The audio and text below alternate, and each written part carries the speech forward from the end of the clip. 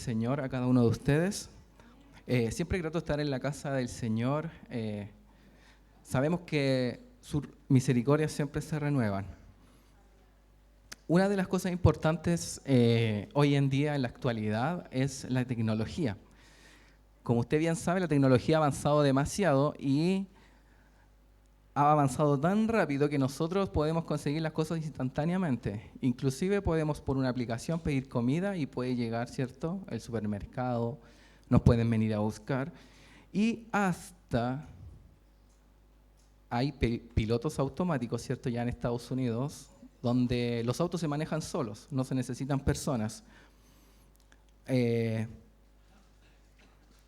Pero a pesar de esto, a pesar de todo esto, nosotros hemos dejado de lado cosas importantes. Cosas que cuando nosotros conocimos al Señor, las hacíamos. Y ahora este afán, todo lo que vivimos, ha hecho que eso mengue. Y pensando en esto, viene una cita con un lenguaje un poquito actual, que quiero que lo veamos en Apocalipsis 2, del 2 al 4, y quiero que lo entendamos porque a pesar de que nos hayamos hecho cristianos hace poco o hace un año, la palabra de Dios es vigente en cualquier época o momento que nosotros la leamos. Por eso es importante entender y escudriñar, aunque sea 10 veces lo mismo, para poder entenderlo, para poder practicarlo. Si lo encontró puede decir amén en Apocalipsis 2, del versículo 2 al versículo 4. Dice, en el nombre de nuestro Señor Jesús, yo sé todo lo que haces, he visto tu arduo trabajo y tu paciencia con perseverancia. Sé que no toleras a la gente malvada, has puesto a prueba las pretensiones de esos que dicen ser apóstoles, pero no lo son. Has descubierto que son mentirosos. Has sufrido por mi nombre con paciencia sin darte por vencido. Pero tengo una queja en tu contra. No me amas a mí, ni se aman entre ustedes como al principio. Cierre sus ojos, hermanos. Bendito Dios, venimos delante de tu presencia porque sabemos y reconocemos que te necesitamos. Espíritu Santo, habla a nuestro corazón, a nuestra vida, a nuestro espíritu. Abre nuestro entendimiento, nuestra mente para que podamos, Señor, atesorar esta palabra, guardarla, Señor, en nuestros corazones, para poder hacerla, para poder, Señor, llevarla a cabo en nuestra vida diaria, en nuestro trabajo, en la universidad, Señor, donde quiera que estemos, en la familia, Señor, con los amigos. Tú sabes, Señor, nuestra necesidad. Tú sabes, Señor, lo que necesita nuestra vida, los cambios necesarios. Por eso tú, Señor, hablas a cada corazón. Sabemos que una es tu palabra, pero tú eres el poderoso, el omnipresente, el que sabe, Señor, qué necesita cada corazón. Por eso, Señor, te pedimos hoy a ti que tú nos hables. Te lo pedimos en el nombre de Jesús. Amén.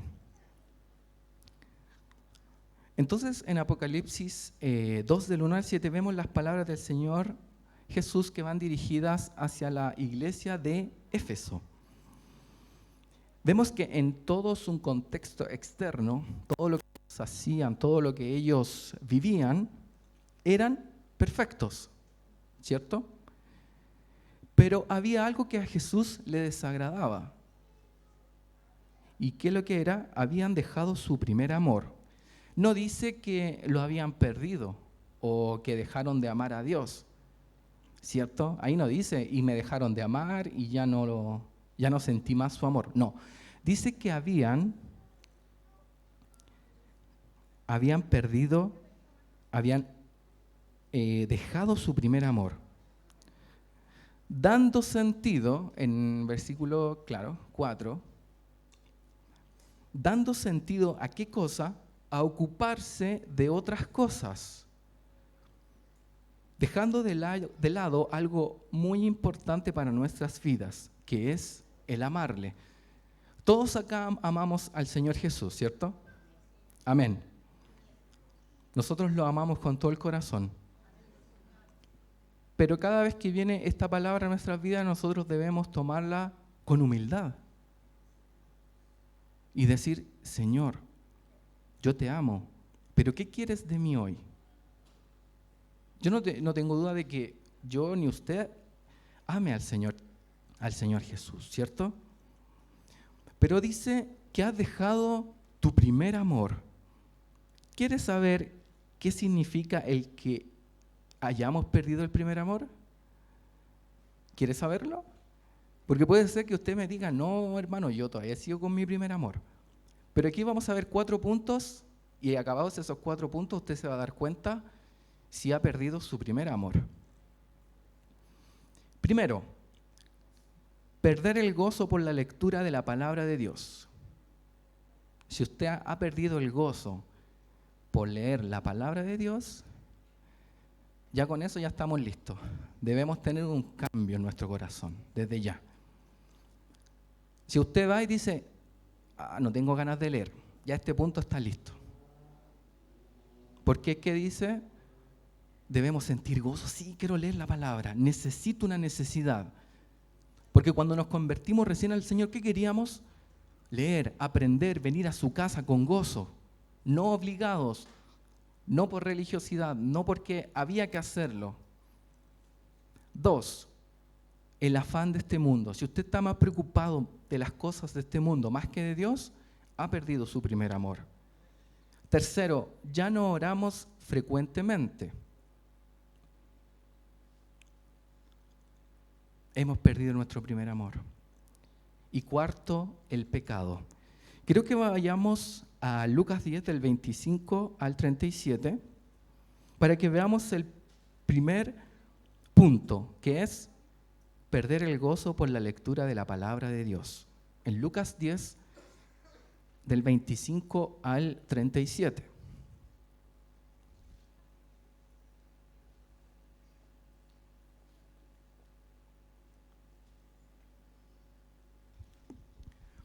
Dice, cierto día un experto en la ley religiosa se levantó para probar a Jesús con la siguiente pregunta. Maestro, ¿qué debo hacer para heredar la vida eterna? Jesús contestó, ¿qué dice la ley de Moisés? ¿Cómo la interpretas? El hombre contestó, amarás al Señor tu Dios con todo tu corazón, con toda tu alma, con toda tu fuerza y con toda tu mente, y amarás a tu prójimo como a ti mismo. Correcto, le dijo Jesús, haz eso y vivirás. El hombre quería justificar sus acciones, entonces le preguntó a Jesús, ¿y quién es mi prójimo? Jesús respondió con una historia. Un hombre judío bajaba de Jerusalén a Jericó y fue atacado por ladrones. Le quitaron la ropa, le pegaron y lo dejaron medio muerto al costado del camino. Un sacerdote pasó por allí de casualidad, pero cuando vio al hombre en el suelo, cruzó al otro lado del camino y siguió de largo. Un ayudante del templo pasó y lo vio allí tirado, pero también siguió de largo por el otro lado. Entonces pasó un samaritano despreciado, y cuando vio al hombre, sintió compasión por él. Se le acercó y le alivió las heridas con vino y aceite de oliva, y se las vendó. Luego subió al hombre en su propio burro y lo llevó hasta un alojamiento donde cuidó de él. Al día siguiente le dio 2 monedas de plata al encargado de la posada y le dijo, cuida de este hombre. Si los gastos superan esa cantidad, te pagaré la diferencia la próxima vez que pase por aquí. Ahora bien, ¿cuál de los 3 te parece que fue el prójimo del hombre atacado por los bandidos? Preguntó Jesús. El hombre contestó, el que mostró compasión. Entonces Jesús le dijo, así es, ahora ve y haz lo mismo. Alguien le habló. Alguien que supuestamente debiera ser experto en la ley, le preguntó a Jesús, tentándole, que quería poner en prueba el conocimiento de nuestro Señor Jesucristo ante la ley, si es que Jesús sabía o no de la ley. Y le pregunta mal. Parece que no era tan experto en la ley. ¿Por qué hablamos de esto? Porque muchos leen la Biblia para debatir. Porque el hermano dijo esto. Porque lo quiero contradecir. Pero no, nuestra lectura debe ser por gozo, por amor a Cristo, por querer aprender más de la palabra de Dios. Entonces, él en el versículo 25 dice, ¿qué debo hacer para heredar la vida eterna? Nosotros no podemos heredar la vida eterna, porque el que hereda es el hijo de alguien, es consanguíneo. Lo humildemente, o lo que debiéramos, o lo que debió haber preguntado aquella persona es, ¿qué debo hacer para merecer la vida eterna, Señor? Pero vemos que a pesar de ser experto, a pesar de que él querer la Biblia, él querer conocer más, no era para conocer más de Dios ni amar más a Dios, sino que era para temas seguramente de oficio, de ganar más dinero, de verse mejor delante de los demás. Y ese no es el motivo para nosotros leer la palabra. Él se quería justificar siendo hijo de Abraham o descendiente. Lo interesante es que fue la mejor pregunta que le pudieron haber hecho a Jesús. En el versículo 26 Jesús pone la Biblia como autoridad infalible. Jesús no le habla de conocerla, porque nosotros muchos conocemos la Biblia. Pero hermano, dígame, ¿usted la comprende a totalidad? Eso sería lo ideal como cristianos, como hijos de Dios. Por último, saber el tema central de lo que habla cada capítulo o libro y de qué se trata, para poder yo orientarme y no hablar cosas que otros dijeron de la Biblia. Jesús pone la autoridad infalible de la Biblia. Debemos comprenderla bien. ¿Qué dice la ley de Moisés? ¿Cómo la interpretas? El Señor nos dice, ¿conoces mi palabra? A ver, eres mi hijo. Tal vez dices que no has perdido mi primer amor. ¿Conoces mi palabra? Y ahí quedamos, decimos, pucha, te necesito, Jesús. ¿Cómo la interpretas?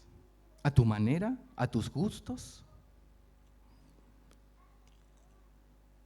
Versículo 27 y 28 dice, el hombre contestó, amarás al Señor tu Dios con todo tu corazón. Esta es una revelación importantísima, ¿cierto? El primer y gran mandamiento, amarás al Señor tu Dios con todo tu corazón, con toda tu alma, con toda tu fuerza. Hermano, cuando usted no le tenga ganas, no tenga fuerza, esté en su cama muriéndose de dolor, ¿qué dice el Señor? Si te quedan fuerzas, sigue amándolo. Pero no lo practicamos, porque ahí dice la palabra, algo tan importante, y con toda tu mente, ¿cierto? La mitad de nuestra mente está acá en la palabra y la otra mitad está en lo que vamos a hacer mañana, en lo que vamos a hacer un rato más, en lo que vamos a comer. Y acá dice el Señor claramente, amarás a tu Dios con toda tu mente. Pero no amamos al Señor con toda la mente, con un cuartito, ¿cierto? Y eso es lo que le dice, o sea, tú conoces la palabra, ustedes conocen mi palabra, pero ¿la comprenden realmente? Amarás a tu prójimo como a ti mismo. Interesante. El versículo 28, correcto, elige Jesús, haz eso y vivirás. Acá vemos que Jesús le dice, hazlo, lo sabes, es simple, hazlo. Pero ¿qué pasó? Él le empezó a hablar de otra cosa porque quería justificarse porque esto él no lo hacía. Y lo vemos en el versículo 29. El hombre quería justificar sus acciones, entonces le preguntó a Jesús, ¿y quién es mi prójimo? Y Jesús, ¿qué le contó? Lo leímos recién. La historia del buen samaritano. Era tanto así que él no practicaba ni comprendía la palabra de Dios, que cuando Jesús le dijo, ¿quién es tu prójimo?, quién era el buen samaritano, él dijo el que hizo una buena acción, porque él odiaba al samaritano. Y vemos delante de todo esto que él no leía la palabra por gozo, por querer practicarla, por querer conocer más a Dios. No lo hacía por eso. Solamente lo hacía por una vanagloria, porque era su trabajo, porque le pagaban bien, porque otros sabían más que él. Y muchas veces hacemos nosotros esas cosas. Para que éste no me humille, voy a aprender más de la palabra. Y ahí entendemos que no estoy haciendo las cosas como si fuera mi primer amor, el Señor Jesús. Cuando hay gozo por la lectura de la palabra, hay ganas de conocer cada día más y, lo más importante, practicar la palabra de Dios. El Señor te dice: yo sé lo que tú haces. El Señor te dice, porque nosotros nos justificamos y decimos: sí, Señor, yo oro, yo leo, yo vengo a tu casa. Pero todos los hacemos. Y otros lo hacen más y en menor medida. Y el Señor te dice: yo sé lo que tú haces por mí. Yo lo tengo clarito, clarito, clarito. Pero ¿te alegras cuando se trata de conocerme más? ¿Se alegran ustedes cuando se trata de conocerme más? ¿Usted se alegra cuando dicen: hermanos, vamos a ayunar? Sí, voy a pasar 2 horas leyendo la Biblia y entendiéndola. Dígame, ¿realmente usted se goza? ¿A usted le dan ganas en la mañana, en vez de tomar desayuno, leer la palabra, escudriñarla, entenderla, buscar? ¿Usted se goza de hacer eso? Debería pasarle eso. Y eso es volver a nuestro primer amor.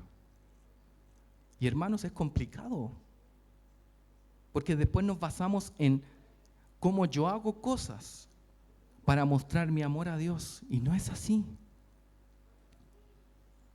Señor, dame fuerzas para ir a tu casa, dame fuerzas para ir a este trabajo, muchas cosas. Pero no le pedimos: Señor, dame el gozo para buscarte más a ti, para conocerte más a ti, que eso es lo principal. ¿Y qué es lo que nos pasa a todos? El buen samaritano. El verdadero significado de amar a Dios. Nosotros sabemos cuál es el verdadero significado de este pasaje, del buen samaritano. Tengo que amar como a mí mismo a esa persona que me hizo daño, que me hizo mal. Y acá podemos hacer muchas otras cosas, buscar otros versículos que acompañan, pero estamos claros que los samaritanos y los judíos se odiaban.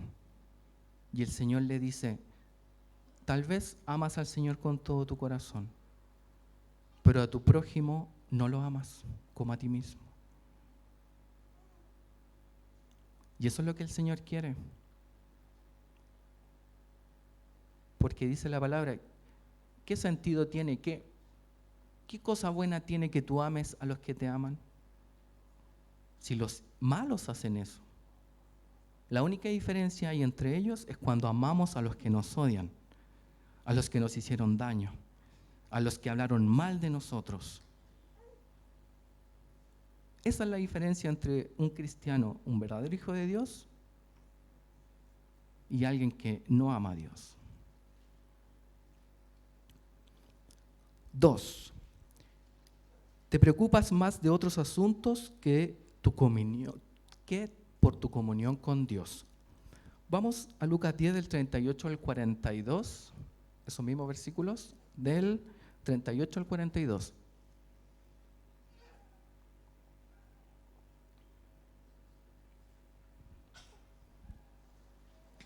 Durante el viaje a Jerusalén, Jesús y sus discípulos llegaron a cierta aldea donde una mujer llamada Marta los recibió en su casa.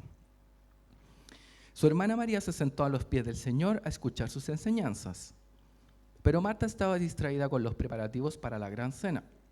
Entonces se acercó a Jesús y le dijo: Maestro, ¿no te parece injusto que mi hermana esté aquí sentada mientras yo hago todo el trabajo?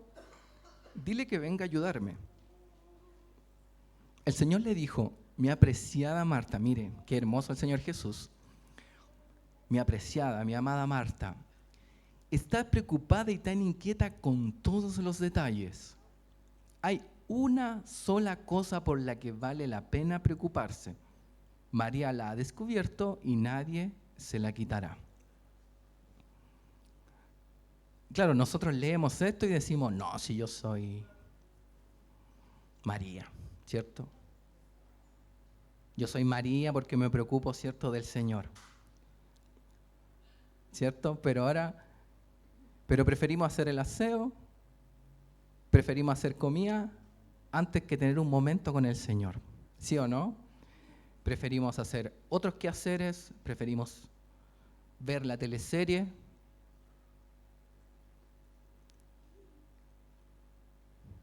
preferimos arreglarnos más de lo normal que llegar antes y poder orar. Esas son cosas pequeñas, hermanos, que usted lo tiene que estar haciendo o trabajarlo en su corazón.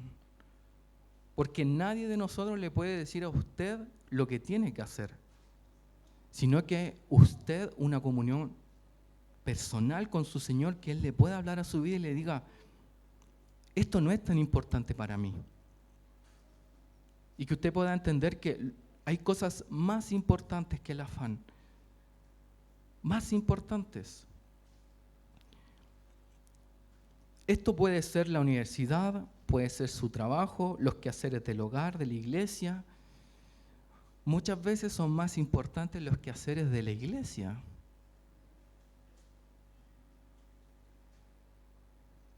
Y aquí estamos todos metidos. No, es que yo necesito preparar esto. Pero es más importante tu comunión con el Señor. Porque descuidamos esa cosa importante que es tener una comunión personal con el Señor.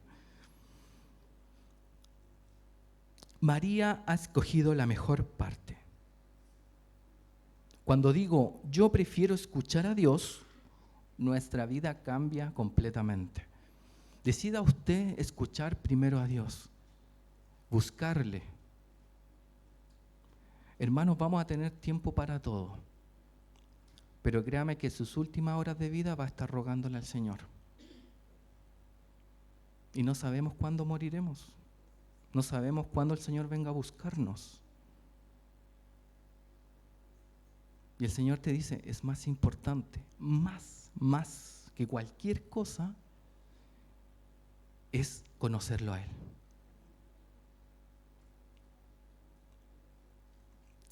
Tres, nos cuesta orar, oramos sin fe, ya no sabemos por qué pedir. Más adelante en Lucas 11:1 encontramos también algo interesante. Si usted se fija, hemos solamente leído una parte de nuestro Señor Jesús para entender un poquito de lo que Él le habla a Éfeso. Una vez Jesús estaba orando en cierto lugar. Cuando terminó, uno de sus discípulos se le acercó y le dijo: Señor, enséñanos a orar, así como Juan les enseñó a sus discípulos. Acá encontramos algo muy interesante, ¿cierto?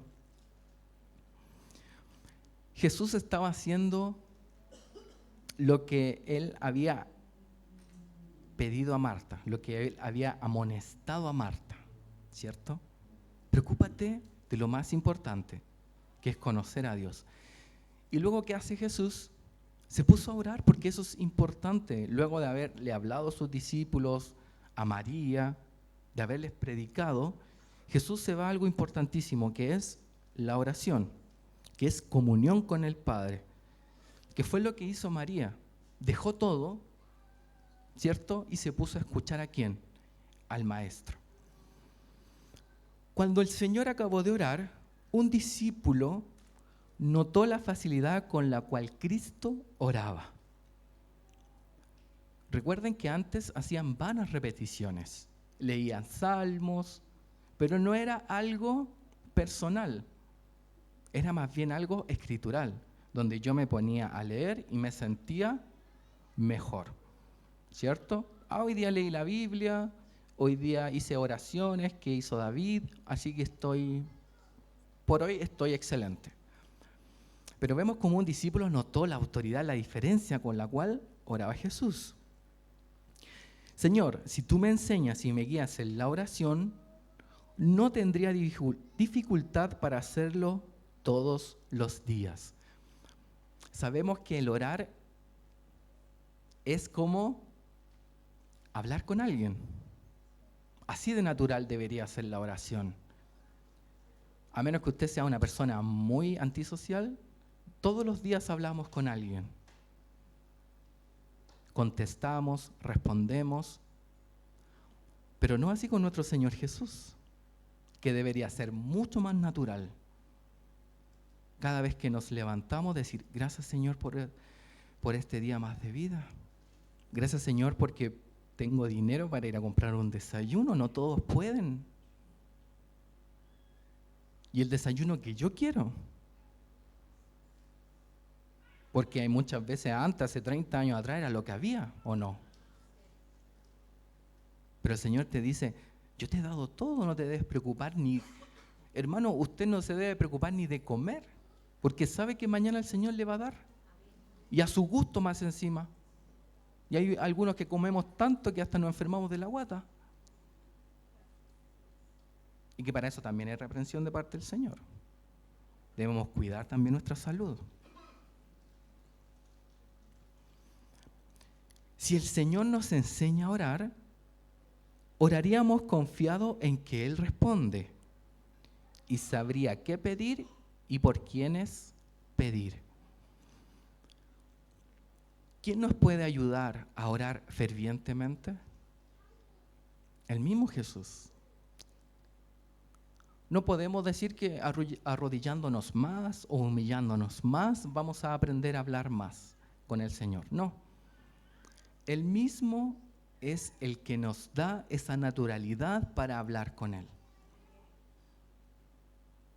Usted hoy puede orar 2 minutos, mañana 2 minutos, toda la semana. Pero créame que al otro mes va a estar orando media hora y no se va a dar cuenta. Porque el Señor pone en su mente, en su corazón, lo que debe pedir, a quién pedir y por qué pedir.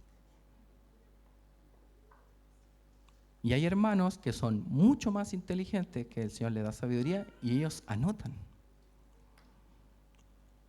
lo que se debe orar. Porque sabemos que nuestra mente es frágil. En Lucas 22:40 encontramos el puente entre el paso 3 y el paso 4.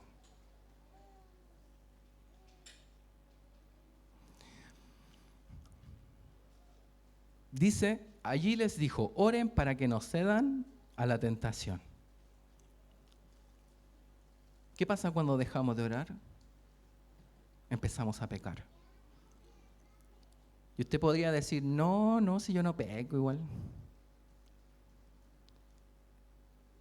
Y esa es una mentira que nos implantamos nosotros mismos, como lo hacía el fariseo para justificarse a sí mismo. Señor, ¿quién es mi prójimo? Le pregunta porque no quería obedecer lo que el Señor le demandaba. Y nosotros hacemos lo mismo. No, yo no estoy en pecado. Claro, hermano, no hemos matado a nadie, no hemos, no sé, cometido falsificación, no sé. Muchas cosas. Pero de eso no se trata. El pecado es alejarse de Jesús. Todo lo que vaya en contra de su voluntad. Tomar decisiones apresuradas, meterse en un problema financiero, enojarme con mi hijo, con mi padre, tener rencor con personas que no me han hecho daño o si me han hecho daño. Eso es pecado, hermano. Usted sabe que la ira, la gritería, el enojo son frutos de la carne. Maldecir, decir palabras hirientes. Y hay unos que dicen, no, si yo soy así de pecador eres. Porque el que ama a Dios cambia. Porque nosotros debemos cambiar. Muchos dicen, no, yo soy así. Es que así no debes hacer. Porque el Señor te pide todos los días ser una persona renovada.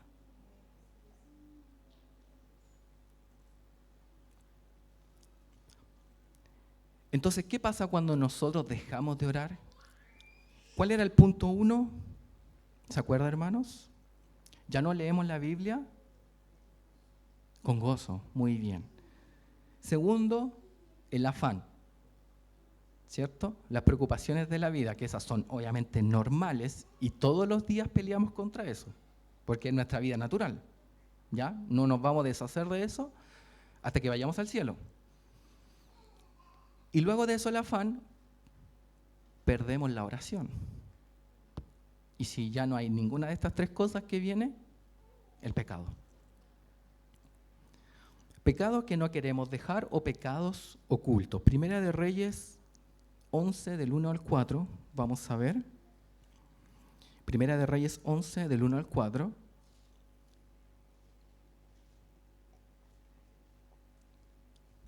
Recuerde que todo esto habla de lo que el Señor nos pide y nos demanda, que es que perdimos nuestro primer amor.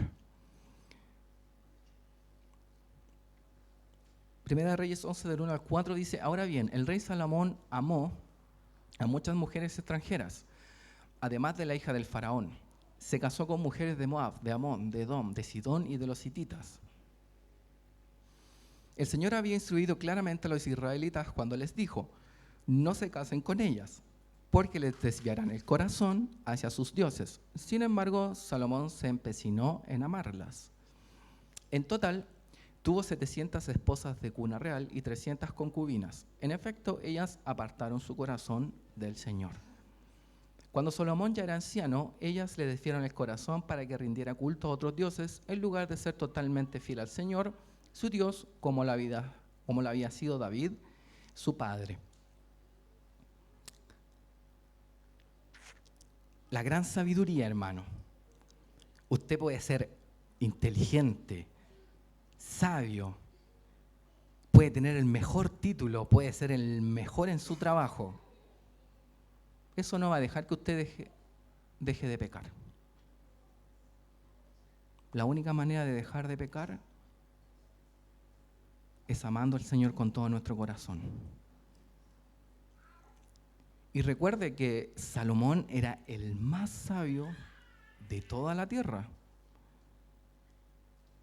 No tenía cualquier sabiduría, era una sabiduría extrema. Pero hermano, eso a usted no lo va a salvar de alejarse de Dios,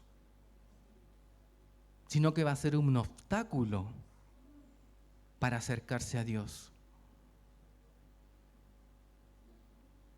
Y por eso nosotros las cosas que usted aprende, que usted escucha de los pastores, de los líderes, los debemos tomar con humildad.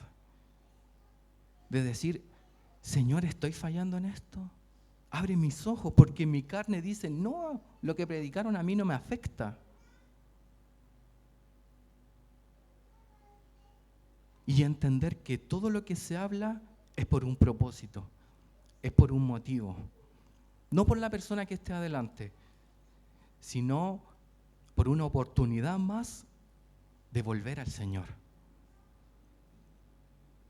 Piense eso, cada día es una nueva oportunidad de reconciliarnos con el Señor. En el mismo 11 del 9 al 10, Primera de Reyes 11 del 9 al 10, dice, el Señor estaba muy enojado con Salomón. Mire, porque su corazón se había apartado del Señor, Dios de Israel, ¿Quién se le había aparecido 2 veces? Impresionante, ¿eh? O sea, yo prefiero obedecer a Dios. No quiero que se me aparezca porque eso es condenación. No espere que el Señor gaste toda su paciencia. No, si ahora sí, no. Obedezca antes. Mire lo que tuvo que pasar con Salomón. Le había advertido a Salomón específicamente. 2 veces se le apareció y le advirtió específicamente que no rindiera culto a otros dioses. Pero Salomón no hizo caso al mandato del Señor. Y si la persona más sabia llegó a eso tan horrible de rendir culto a otros dioses, imagínense nosotros,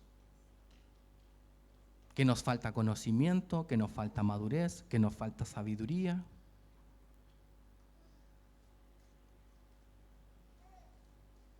Porque usted cada vez que lea más de la palabra, más va a sentir que necesita más del Señor. Es tan infinito nuestro Dios que cada día que profundizamos más nos vemos pequeñitos delante de Él. Más conocemos su inmenso poder. En el hebreo hay un verbo especial usado en la Biblia para referirse a enojarse, porque ve que aquí Dios se enojó tremendamente con Salomón.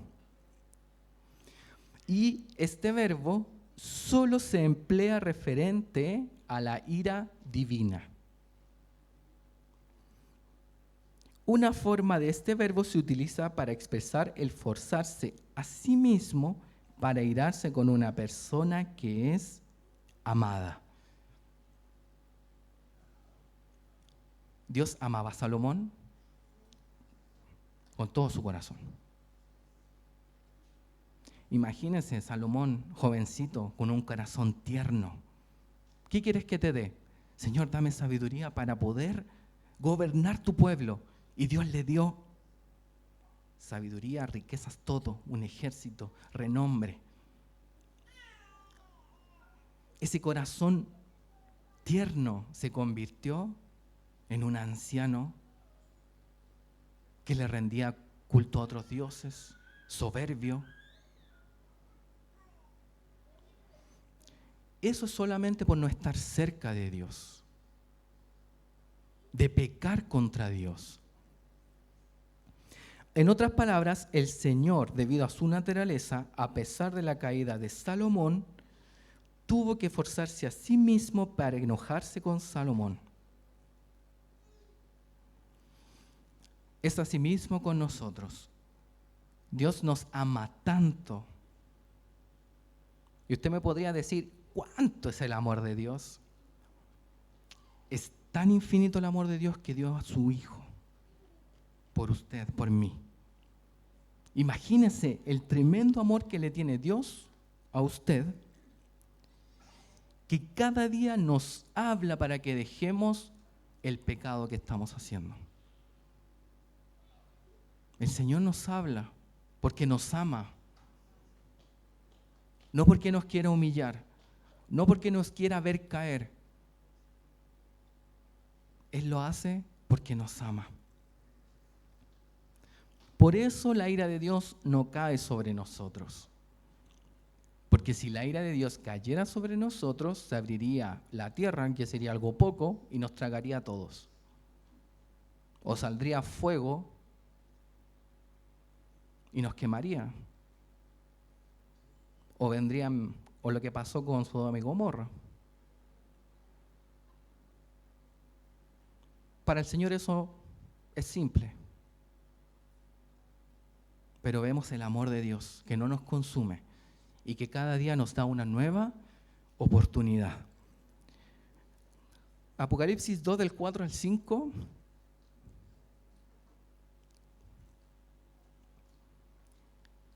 Dice, pero tengo una queja en tu contra. No me amas a mí ni se aman entre ustedes como al principio.